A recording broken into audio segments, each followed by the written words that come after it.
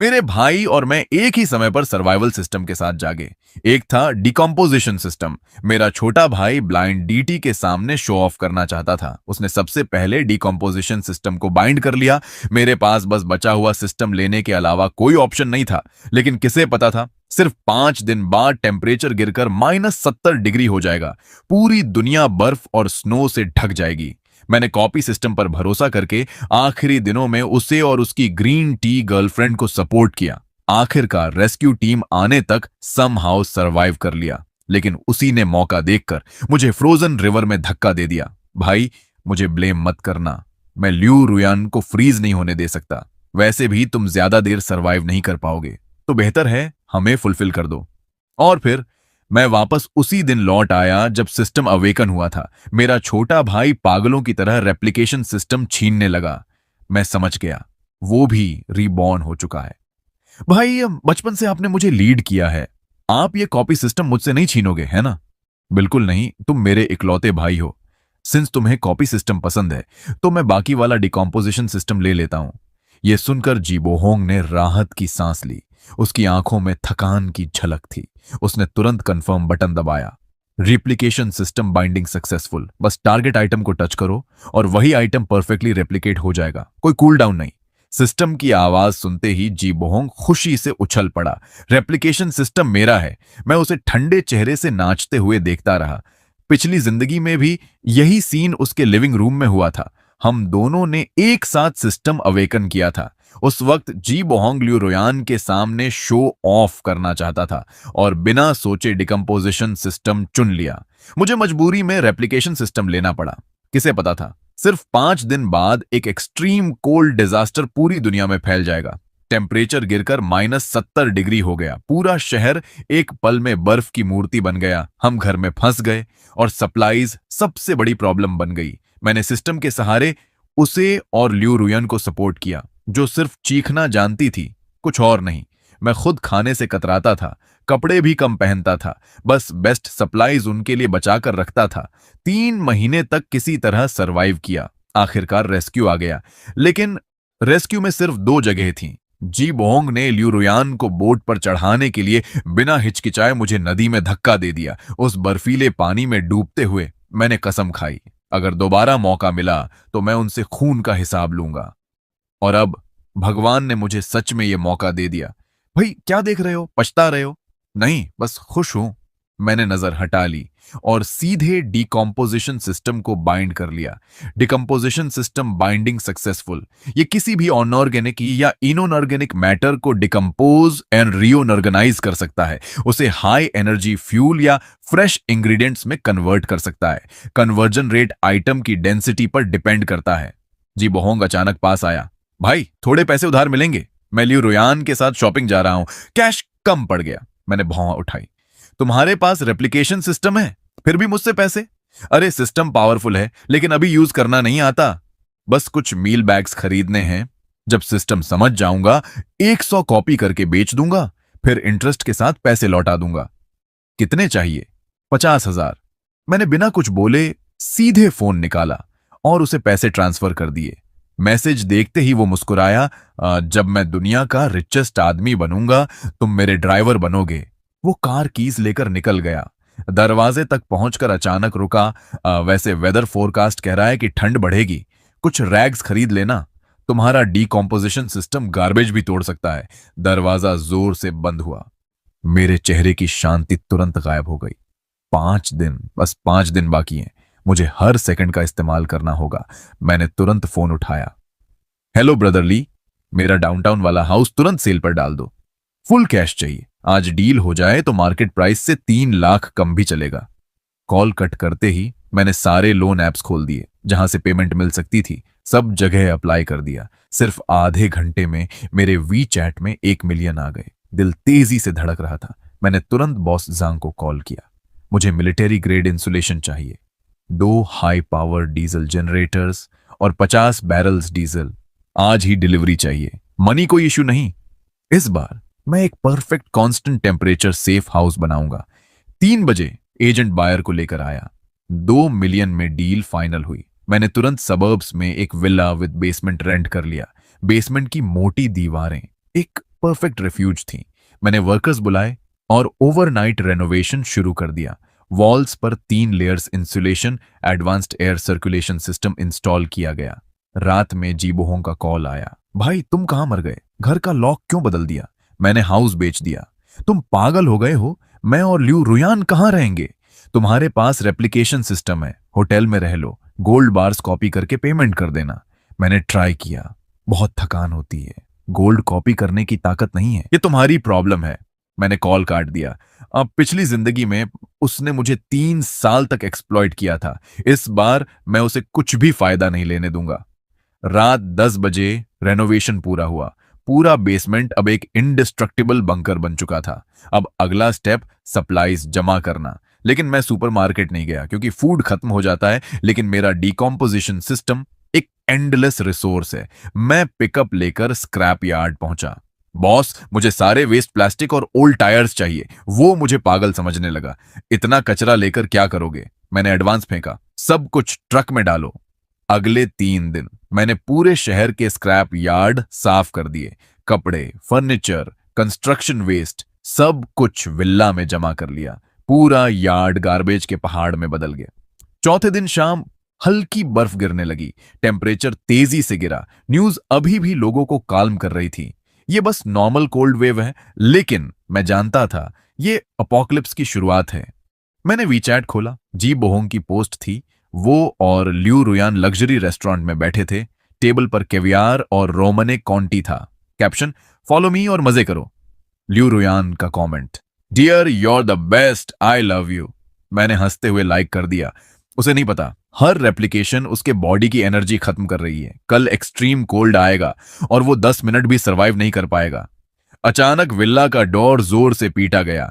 मैंने सीसीटीवी खोला। जी बोहोंग और ल्यू रुयान बाहर खड़े थे। जी लिंगशुआन, दरवाजा खोलो। मैंने इंटरकॉम दबाया। यहां तुम्हारे लिए कोई जगह नहीं है। क्या बकवास है? घर बेचकर यहां छुप गए? ल्यू रुयान बोली, आप बहुत क्रूल हैं। वो आपके अपने भाई हैं। मैं हंस पड़ा जोर से। येलू शुआन, मैं उससे जलूं? किस बात से? इस बात से कि वो बस एक आई स्कैन बनकर फ्रीज होने वाला है। जीबोहोंग गुस्से में बड़े आयरन डोर को लात मारता है। तू यहां जल रहा है। मैं अब एक गॉड बन चुका हूं, रेप्लिकेशन सिस्टम के साथ। जब चाहूं पूरे शहर की मटेरियल्स कॉपी कर सकता हूं। मैंने धीरे से कहा, तो फिर एक स्टोव कॉपी करके बाहर आग सेंक लेना। मैंने स्टीमिंग कॉफी का कप उठाया और धीरे से एक एसआईपी लिया। जीबोहोंग का चेहरा जम गया। वॉकी टॉकी से आती उसकी आवाज में ड्रामा साफ सुनाई दे रहा था। पिछली जिंदगी में जो मेरा नौकर बना फिरता था और इस जिंदगी में जो हाउस बेचकर भाग गया, दोनों इमेजेस अचानक ओवरलैप हो गईं। सेफ हाउस पहले से तैयार, क्रेजी डोमेस्टिक स्टॉक पाइल। आखिरकार उसे समझ आ गया। तू भी रीबॉर्न हुआ है, उसने दांत पीसते हुए कहा, वरना मुझे गुस्सा मत दिला। दरवाजा खोल दे अभी। आगे चलकर मैं लग्जरी लाइफ जीऊंगा। तुझे भी सूप का एक एसआईपी दे दूंगा। अगर अभी भी जिद करेगा, जब एपोकलिप्स आएगा तब घुटनों पर गिरकर भी भीख मांगेगा तो कुछ नहीं मिलेगा। दफा हो जा। मैंने बस एक शब्द कहा और वॉक टॉक बंद कर दिया। जी लिंगसुआन, तू हरामी है, रुक, देख लेना। बाहर से उसकी बेबस गालियां सुनाई दे रही थीं। मैंने सर्विलांस स्क्रीन पर देखा। वो गुस्से में ल्यू रुयान को घसीटते हुए ले जा रहा था। मेरी आंखों में कोई इमोशन नहीं था। बस 12 घंटे बचे थे एक्सट्रीम कोल्ड आने में। मैं बेसमेंट के कोने में गया। वहां यार्ड से लाए हुए आइस्ड प्लास्टिक बॉटल्स का ढेर पड़ा था। अब डिसअसेंबली सिस्टम टेस्ट करने का टाइम है। मैंने एक बॉटल उठाई और बटन दबाया। Decomposition plus restructuring target high purity anthracite confirm. हल्की ब्लू लाइट के साथ सिस्टम एक्टिवेट हुआ। कुछ सेकंड्स बाद प्लास्टिक बॉटल की जगह ब्लैक एंथ्रासाइट कोल के टुकड़े पड़े थे। मैंने एक उठाया। Solid, dense, perfect. मैंने उसे कास्ट आयरन फायरप्लेस में डाला। फ्लेम तुरंत जल उठी। न स्मोक न पोल्यूशन, बस इंटेंस हीट। थर्मोमीटर स्टेडी होकर 26 डिग्री सेल्सियस पर रुक गया। फिर मैं रॉटन वुड के ढेर के पास गया। Target fresh Australian wagyu beef. Blue light फिर चमकी। मेरे हाथ में एक टॉप क्वालिटी वाग्यू स्टेक था। मैंने अनजाने में सलाइवा निकला। पिछली जिंदगी याद आई। 3 साल तक जीबोहोंग और बाकी लोगों के लिए मैंने फ्रोजन बार्क और रैट मीट खाया था, और आज मेरी आंखें लाल हो गईं। मैंने तुरंत स्किलेट गर्म किया, बटर डाला, सिजल। पूरे बेसमेंट में खुशबू फैल गई। स्टेक तैयार होते ही मैंने एक पीस काट कर मुंह में डाला। जूस बर्स्ट हुआ, सेटिस्फैक्शन सीधा दिमाग तक गया। यही है असली जिंदगी। फोन खोला, फैमिली ग्रुप फट चुका था। ये मौसम क्या हो रहा है? मदर इन लॉ, हीटिंग बंद, पाइप्स फ्रीज होकर फट गए, ग्लास तक फ्रीज हो गया।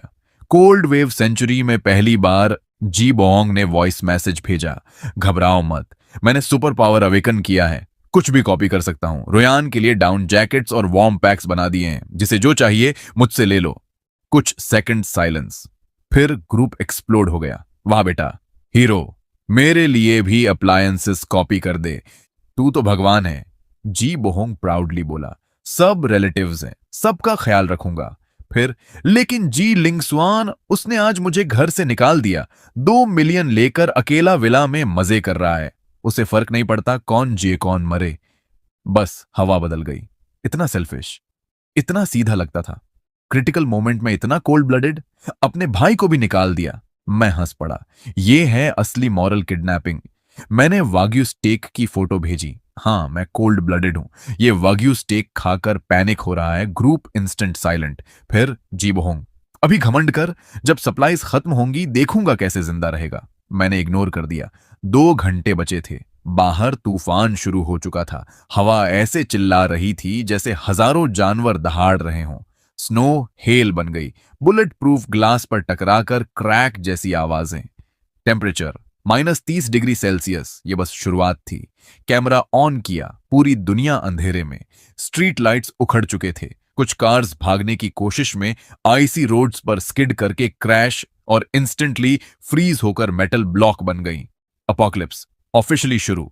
मैंने आराम से हॉट शॉवर लिया, सॉफ्ट बेड पर लेट गया। क्लॉक 12 बजे AM। अचानक एक्सट्रीम कोल्ड स्काई से गिरा। विला हिल गई, टेम्परेचर गिरता गया। -60, -70 डिग्री सेल्सियस। अब असली खेल शुरू। मैं शांति से सो गया। अगले दिन फोन की वाइब्रेशन से उठा। ग्रुप्स पैनिक से भरे हुए थे। दरवाजा फ्रीज हो गया, घर बर्फ बन गया, कोई बचाओ। जी बोहोंग साइलेंट। मैं हंसा। अब टाइपिंग की ताकत भी नहीं बची होगी। मैंने फायरप्लेस में कोल डाला, कॉपर हॉट पॉट निकाला। Target top mutton, tribe, vegetables. Blue light. Table भर गया लग्जरी हॉट पॉट से। मैं आराम से खा रहा था। तभी जी बोहोंग फाइनली ग्रुप में बोला, सिस्टम टॉक्सिक है, एक चीज कॉपी करने पर बॉडी ड्रेन हो जाती है। Group panic. तो तू बेकार निकला, हम सबको धोखा दिया, हम मर जाएंगे। मैंने प्राइवेट चैट खोला, हॉट पॉट की फोटो भेजी प्लस वॉइस। बाहर बहुत ठंड है, लकीली मैं सेफ हाउस में हूं। इतना हॉट पॉट खा रहा हूं कि पसीना आ रहा है। 10 सेकंड टाइपिंग। 1 मिनट बाद वॉइस आया, भाई प्लीज बचा लो, गलती हो गई, दरवाजा खोल दो, मैं और रोयान जिंदगी भर तुम्हारी सेवा करेंगे। वो भी कहती है, बस एक SIP हॉट सूप के लिए वो तुम्हारे साथ सोने को भी तैयार है। उसकी बेशर्मी भरी भीख सुनकर मैं बस चुप रहा। मैं तो लगभग जोर से हंसी पड़ा। अरे अंकल लॉन्ग, पिछली जिंदगी में जब तुमने मुझे बर्फ में धक्का दिया था तब तुम्हें याद क्यों नहीं आया कि हम भाई हैं? मैंने वॉइस की दबाया, सिर्फ एक लाइन भेजी, मर जा। मैसेज सेंड होते ही डन। मैंने तुरंत जी बोहोंग को म्यूट, डू नॉट डिस्टर्ब कर दिया। उसकी एक और आवाज सुनना भी मुझे गंदा लग रहा था। बाहर अभी भी तूफान और बर्फ का कहर जारी था। वॉल के थ्रू मॉनिटरिंग सिस्टम से पूरा शहर अब एक डेड आइस फील्ड बन चुका था। सड़कों पर कई मीटर मोटी बर्फ जमी थी। हाई राइज बिल्डिंग्स ऐसे दिख रहे थे जैसे बड़े बड़े आइस टम्ब स्टोन्स शार्प आइसिकल्स से ढके हुए। अपोकैलिप्स का पहला दिन, कम से कम 30% लोग खत्म, और ये तो बस शुरुआत थी। मैंने आराम से खाया पिया और काउच पर लेट गया।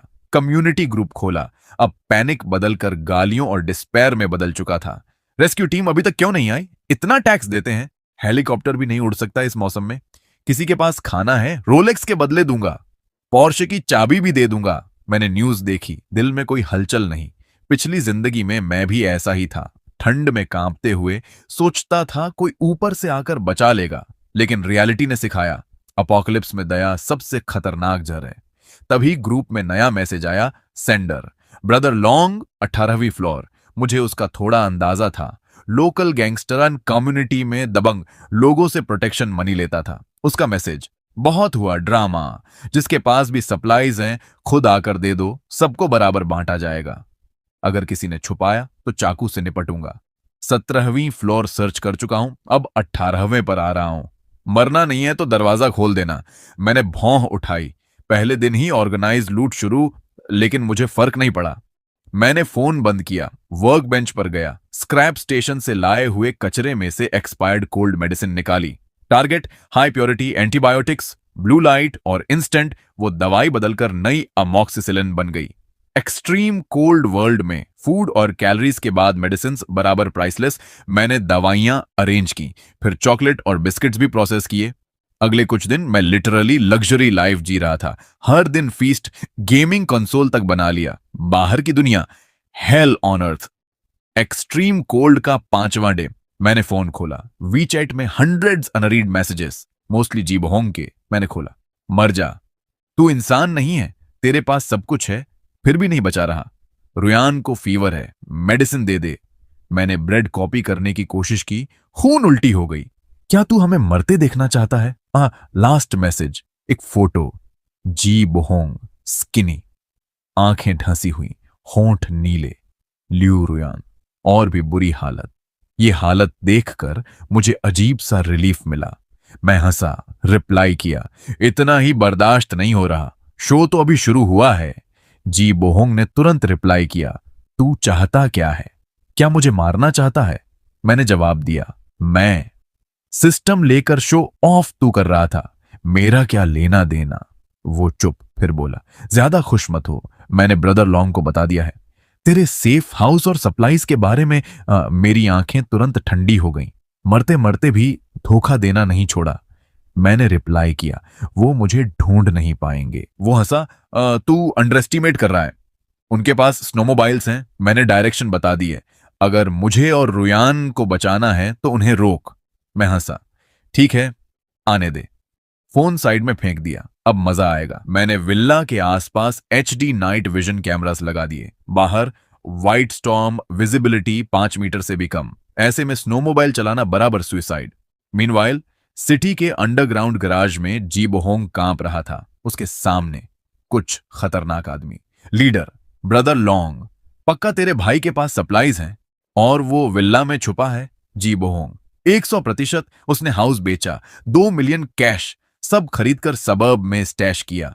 आप ले जाओ, सब आपका। ब्रदर लॉन्ग, इतना बड़ा एरिया कैसे ढूंढूं?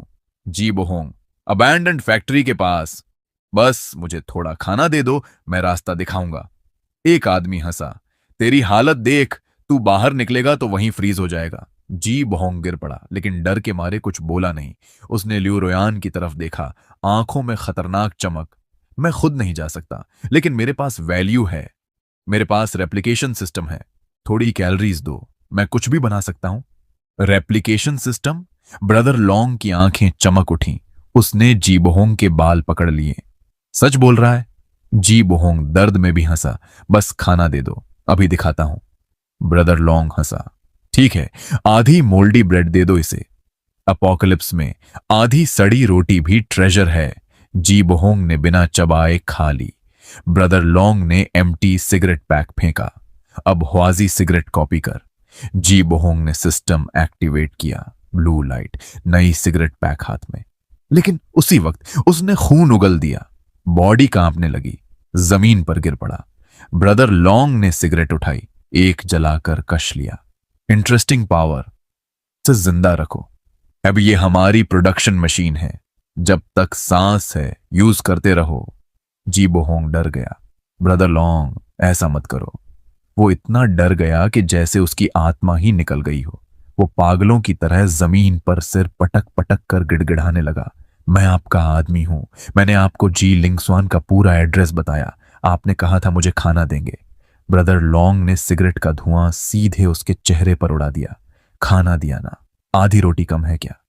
जब लाओ त्सू का खाना खा लिया तो अब लाओ त्सू के लिए काम करेगा। इसे नीचे ले जाओ, यूटिलिटी रूम में बंद करो। 2 आदमी आगे बढ़े। जी बोहोंग को मरे हुए कुत्ते की तरह घसीटते हुए ले गए। उसकी चीखें पूरे अंडरग्राउंड गैराज में गूंजती रहीं। ल्यू रुयान कोने में सिकुड़ी हुई सब देख रही थी।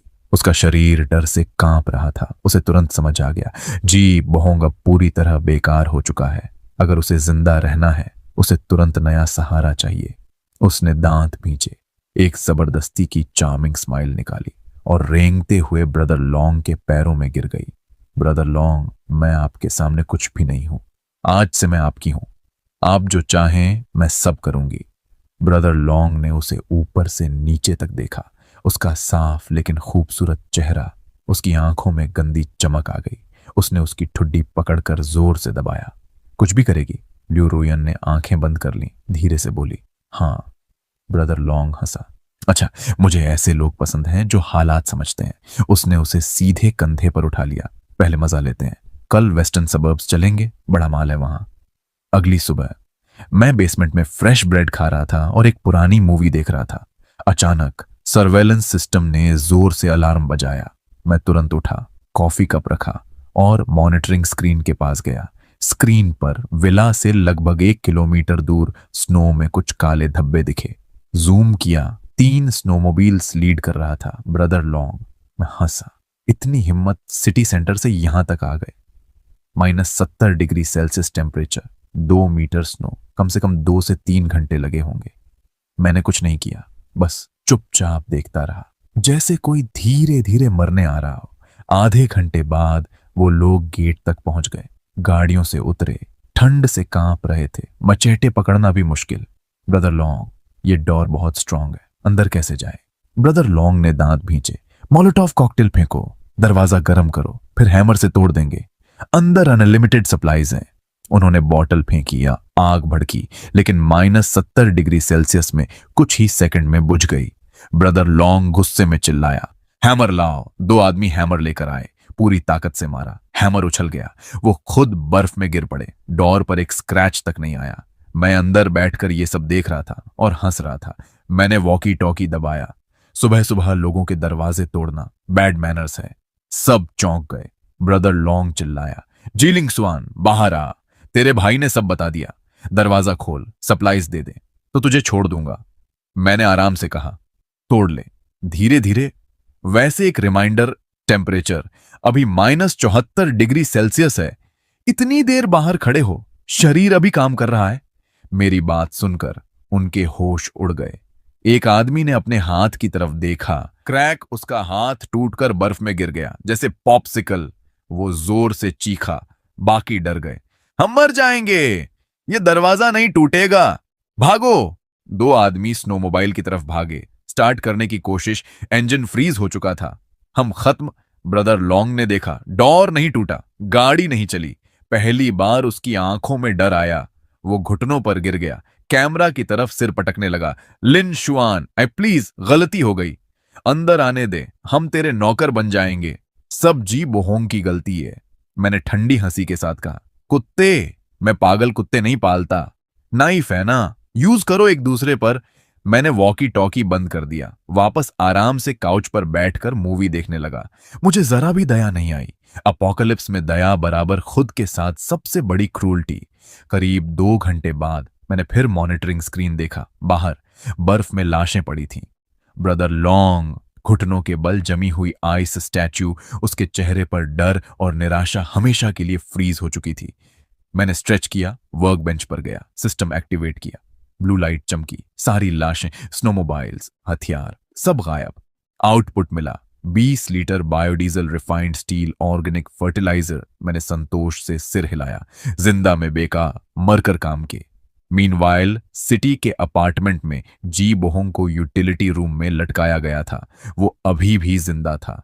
बाकी लोग समझ चुके थे, सिस्टम बराबर लाइफ ड्रेन, लेकिन जब तक जिंदा है बराबर यूज करो। एक आदमी ने बर्फ का पानी उसके चेहरे पर फेंका। वो होश में आया, पूरा शरीर कांप रहा था। उठ, जल्दी कुछ कॉपी कर। जी बोहोंग रो पड़ा, मुझे खाना दे दो, मर जाऊंगा। खाना? जोरदार थप्पड़। ब्रदर लॉन्ग वापस नहीं आया, तुझे खाना कहां से मिलेगा? जी बोहोंग ने आंखें बंद कर लीं। अब उसे समझ आ गया, वो इंसान नहीं रहा, एक प्रोडक्शन मशीन बन चुका है। उसे पछतावा हुआ, बहुत गहरा पछतावा। अगर मैंने वो सिस्टम नहीं लिया होता, अगर मैंने जी लिंगस्वान को धोखा नहीं दिया होता, तो आज मैं भी फायरप्लेस के पास बैठा होता। मैं आराम से हॉट पॉट खा रहा था। अफसोस, इस दुनिया में रिग्रेट की कोई दवा नहीं होती। एक्सट्रीम कोल्ड अपोकैलिप्स का 30वां दिन। बाहर की दुनिया पूरी तरह मर चुकी थी। ब्रदर लॉन्ग और उसकी गैंग का कोई खतरा नहीं बचा था। मेरी जिंदगी अब बेहद रेगुलर, थोड़ी बोरिंग लेकिन बहुत कंफर्टेबल थी। हर दिन एक्सरसाइज बेसमेंट में वेजिटेबल्स का ख्याल, डिकॉम्पोजिशन सिस्टम से बाहर की बर्फ और कंस्ट्रक्शन वेस्ट को प्रोसेस करना। रिजल्ट, सप्लाईज कम नहीं हुई, उल्टा और बढ़ती ही गई। सिटी सेंटर के अपार्टमेंट में पूरी तरह एनार्की, अराजकता फैल चुकी थी। ब्रदर लॉन्ग गायब, कभी वापस नहीं आया। उसके बाद बाकी लोग बची हुई सप्लाईज के लिए लड़ पड़े। जी बोहोंग और उसका प्रोडक्शन मशीन वाला रोल एक बेहद ट्रेजिस्टिक एंड तक पहुंचा। अंत में एक नया रूथलेस आदमी आया, बॉल्ड हेड, गंजा। उसने सबको मार दिया और खुद नया बॉस बन गया। लेकिन वो ब्रदर लॉन्ग से भी ज्यादा खतरनाक था। उसे जी बोहोंग की कोई परवाह नहीं थी। उसका बस एक काम था, रोज उससे फूड और अल्कोहल कॉपी करवाना, ताकि वो खुद और उसके खास लोग लग्जरी लाइफ जी सकें। लियू रुयान अब वो सिर्फ एक ऑब्जेक्ट बन चुकी थी जीने के लिए। उसने अपनी डिग्निटी पूरी तरह छोड़ दी, यहां तक कि वो खुद जी बोहोंग को टॉर्चर करने लगी। सर्विलेंस स्क्रीन में लियू रुयान ने एक बकेट उठाया, गंदी बर्फ का पानी और जी बोहोंग पर फेंक दिया। जी बोहोंग आयरन बेड से बंधा हुआ था, मुश्किल से आंखें खोली। रुयान, तुम मेरे साथ ऐसा क्यों कर रही हो? ड्रामा मत कर। अगर तू काम नहीं करेगा तो बॉल्ड ब्रदर मुझे खाना क्यों देगा? तूने कहा था ना तू मुझसे प्यार करता है, तो जल्दी कॉपी कर। जी बोहोंग ने आंखें बंद कर ली। आखिरकार उसे इस औरत का असली चेहरा दिख गया। उसने आखिरी ताकत जुटाई, सिस्टम एक्टिवेट किया। लाइट फ्लैश, एक रोस्ट चिकन प्रकट हुआ, लेकिन उसी पल उसका शरीर बुरी तरह कांपा और वो बेहोश हो गया। लियू रुयान एक्साइटेड हो गई, रोस्ट चिकन उठाया, बॉल्ड हेड के पास भागी। बॉल्ड हेड ने चिकन छीना, एक लेग तोड़ा, खुद खाया। ये कचरा और कमजोर होता जा रहा है। एक चिकन कॉपी करके बेहोश, इसे पानी डालकर जगा। मुझे आज शराब चाहिए। लियू रुयान ने बिना सोचे बर्फ का पानी फिर से फेंका, लेकिन इस बार जी बोहोंग नहीं उठा। उसकी सांस बंद हो चुकी थी। लियू रुयान ने कांपते हुए चेक किया, वो मर चुका था। वो डर कर जमीन पर बैठ गई। ब्रदर, ये मर गया। बॉल्ड हेड गुस्से में, ये बेकार मर गया। अब मैं क्या खाऊंगा? उसने लियू रुयान को घूरा, आंखों में क्रूरता। अब तू भी बेकार है। लियू रुयान चिल्लाई, नहीं, मुझे मत मारो। मुझे जी लिंगसुआन का एड्रेस पता है। उसके पास एंडलेस सप्लाईज हैं। मैं तुम्हें वहां ले जा सकती हूं। बॉल्ड हेड हंसा, तू मुझे बेवकूफ समझती है? ऐसी जगह जाकर मरना है मुझे? इसके बाद लियू रुयान की चीखें पूरे अपार्टमेंट में गूंजती रहीं। मैं स्क्रीन के सामने बैठा, सब कुछ बिना इमोशन देख रहा था। जी बोहोंग मर गया। लियू रुयान अपना अंजाम पा गई। पिछली जिंदगी के दोनों गुनहगार अब अपनी सजा भुगत चुके थे। लेकिन मुझे कोई खुशी नहीं हुई, सिर्फ एक शांति मिली, रिवेंज कंप्लीट होने की। ये अपोकलिप्स सच में इंसानों को एक दूसरे को खाने पर मजबूर कर देता है। 100वां दिन, टेम्परेचर अभी भी -70 डिग्री सेल्सियस, पूरा शहर बर्फ में दफन। मुझे नहीं पता ये स्टॉर्म कितना चलेगा, 1 साल, 10 साल, लेकिन अब मुझे फर्क नहीं पड़ता। मेरे बेसमेंट में फ्रेश फूड उग रहा है, हॉट स्प्रिंग वाटर है, सिस्टम स्टेबल है। मैंने एक छोटा होम थिएटर भी बना लिया। मूवीज, गेम्स, मेरी जिंदगी पहले से 100 गुना बेहतर थी। कभी कभी मैं बाहर की फ्रोजन दुनिया देखता। सिटी सेंटर अपार्टमेंट अब पूरी तरह दफन। बॉल्ड हेड और उसकी गैंग आखिरकार भूख और ठंड से मर गए। शायद इस शहर में अब कोई नहीं बचा, लेकिन मुझे अकेलापन महसूस नहीं होता। मैंने रेड वाइन का ग्लास उठाया, फायरप्लेस के सामने खड़ा हुआ। इस अपोकैलिप्स के नाम मैंने पूरा ग्लास पी लिया। तभी अचानक बेसमेंट में अलार्म बजा। मैं तुरंत मॉनिटरिंग स्क्रीन पर गया। यह हाईएस्ट लेवल अलर्ट था, मतलब पास में कोई स्ट्रॉन्ग हीट सोर्स डिटेक्टेड हुआ है। कैमरा जूम किया, विल्ला से 10 किलोमीटर दूर एक बड़ा शैडो, एक आइस ब्रेकर शिप जिस पर बना था red cross symbol, rescue team. मैंने उसे बर्फ चीरते हुए आते देखा। सर्च लाइट्स पूरी सिटी स्कैन कर रहे थे, जैसे किसी मिरेकल की तलाश हो। मैंने वॉकी टॉकी उठाया, बस एक बटन दबाता और वो मुझे बचा लेते। मैं यहां से निकल सकता था, वापस ह्यूमन सोसाइटी में। लेकिन मैं रुक गया। एपोकलिप्स में इंसानों का डर ठंड से भी ज्यादा खतरनाक होता है। शिप कुछ देर रुका, सर्च लाइट घुमाया, फिर मुड़ गया, दूसरी दिशा में चला गया। लाइट धीरे धीरे गायब हो गई। मैंने बटन से हाथ हटा लिया। हल्की मुस्कान आई। Goodbye. मैंने स्क्रीन बंद की, कोच पर जाकर बैठ गया। फायरप्लेस जल रही थी, कमरा गर्म था। मैंने आंखें बंद कर लीं, इस शांति को महसूस करते हुए। बाहर दुनिया चाहे जैसी हो जाए, मेरी दुनिया हमेशा बसंत रहेगी।